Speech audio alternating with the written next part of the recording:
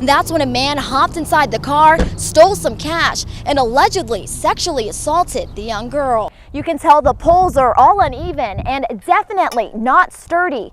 And it turns out she wasn't the only victim. Allegedly, these scammers have been making their way around town. I'm here in Midland outside of Chase Bank where an armed robbery happened around 4:30 this afternoon. Now, police tell us a Hispanic man around 5'8" went inside the bank, presented a gun to the clerk, and demanded money.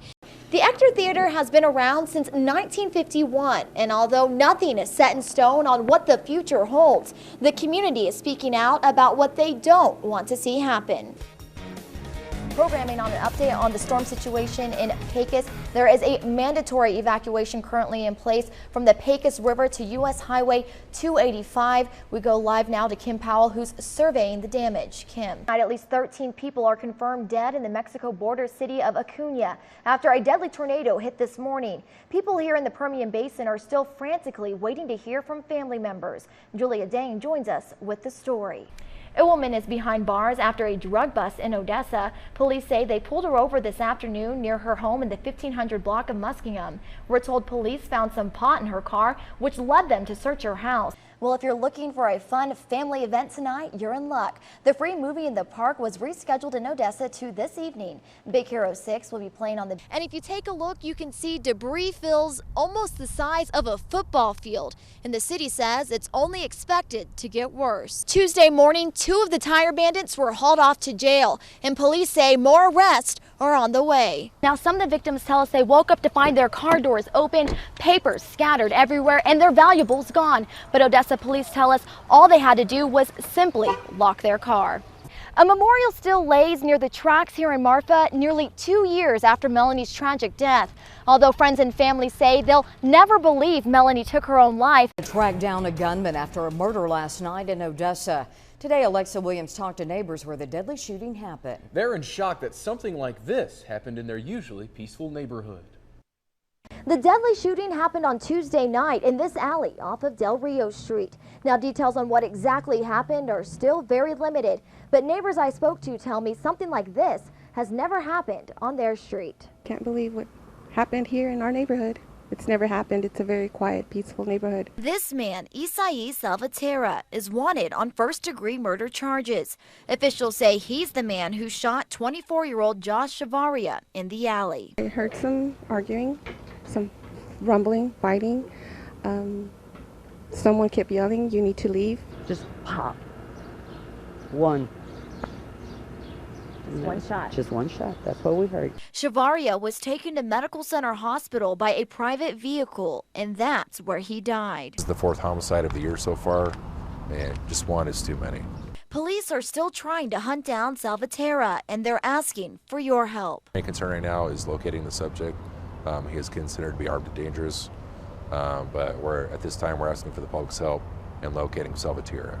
As for this usually peaceful neighborhood, they're still shocked about what happened on Tuesday night. Now that it was a murder, yeah, it's scary. Reporting in Odessa, Alexa Williams, News West 9. Well, a state of disaster in Gaines County. This comes after a storm ripped through Seagraves last week. The town will now receive state funding, but as Alexa Williams shows you, people in town are still dealing with the aftermath.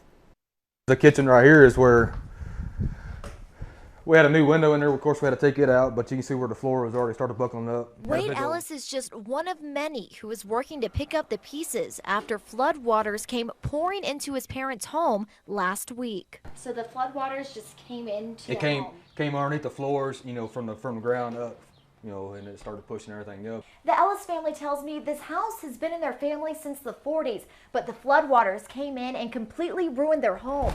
Ceilings are caving in, and the floors are completely destroyed. Wade tells me they've been rebuilding the home for years, and now they're just trying to save anything they can. Try taking some of their, what was left of the cabinets and stuff like that, what we could salvage, you know, and try to maybe put them to a new home, you know. On Monday, a state of disaster was declared in Gaines County by Governor Greg Abbott, meaning Seagraves can now use state resources to help with cleanup efforts. My biggest understanding with that is that we'll have access to low-interest loans for these folks that had damage in their homes. Mayor Brace Husey tells me the town hasn't seen anything like this in 70 years. What I'm told is that this storm is Reporting in Seagraves, record. Alexa Williams. All the community can do is remain hopeful through this tragic time. Praying for the best and get some help. Well, in the wake of the biker gang violence in Waco, a few members of the Cossack motorcycle gang are in trouble in Andrews. As Alexa Williams tells you, 4 members are behind bars and police are working to keep that gang off their streets. They're not welcome here. Chief Bud Jones with the Andrews Police Department says their force is on high alert after an attack involving the Cossack biker gang over the weekend. Definitely it concerns me. We're a small community. We're a small department. We don't want to get into a situation where we're having to deal with rival biker gangs. Police tell us 4 members of the Cossacks attacked a man at this Porter's Thriftway on Saturday, sending him to the hospital. After the attack, the motorcyclist sped away from police. The group made their way to this house on Northwest 11th Street. They got off their motorcycles, went in this garage of this residence. Police called for backup and eventually arrested these 4 men. Officials say the gang members attacked the victim and stole his pistol. Jones says it's all because the victim had prior affiliation with the Cossacks. He was a prospective member and I think was booted out. I think he probably, was upset and maybe made some negative comments or something. The gang members are behind bars on aggravated robbery and engaging in organized criminal activity charges. Jones says this type of crime won't be allowed on their streets. When you start assaulting people, when you start beating them and taking their property, that's a crime.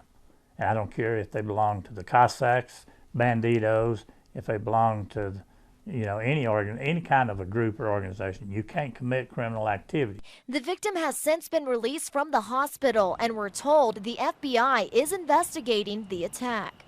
Reporting in Andrews, Alexa Williams, News West 9. News West 9 Weekend starts now.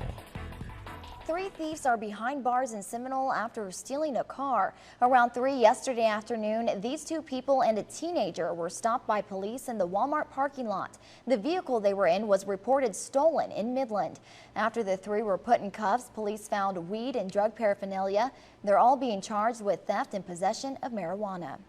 Scary moments for an Encore employee in Big Spring today. Take a look at this. An Encore truck fell into what officials are calling a weak place. We're told it happened because of a broken water main under Goliad and 24th. City crews had not gotten there yet to start repairs when the truck ran over it. The broken water main caused a few businesses nearby to be without water pressure for about 5 hours. City Manager Todd Darden tells us repairs were completed and pressure was restored around 4:30. Odessa police are investigating a murder stemming from a robbery on Friday afternoon. It happened just after 1 o'clock in the 1800 block of 8th Street. Police say they were called out to Quick Cash for a robbery. When they got there, they found the owner of the store, James Avant, standing behind AutoZone. He told the officers he had shot a man, 37-year-old Andrew Mayweather, who tried to rob him. Avant told police Mayweather took off with his money bag after spraying him with pepper spray and hitting him in the face. Mayweather left on his bike and Avant began chasing him. The 2 exchanged gunfire. Mayweather died on the scene. Those who live in the area say they never thought anything like this would happen. I used to hear gunshots and stuff here, but it's gotten better until this happened. The Texas Rangers are assisting in this investigation. No arrests have been made. Graduation in Colorado City was a bittersweet day. This year, Haley Dunn would have graduated from high school. At the ceremony, a seat was saved for Haley with her cap and gown there. Graduates released orange and purple balloons for Haley. 2 memorial scholarships were also given in her honor. Haley disappeared just after Christmas in 2010. 3 years later, her remains were found at Lake J.B. Thomas. Still, 5 years later, no arrests have been made in this case. Mosquito season is upon us. The first case of the West Nile virus in Texas was confirmed last Thursday. Caitlin Williams talked to a pharmacist today to find out what type of precautions to take this summer.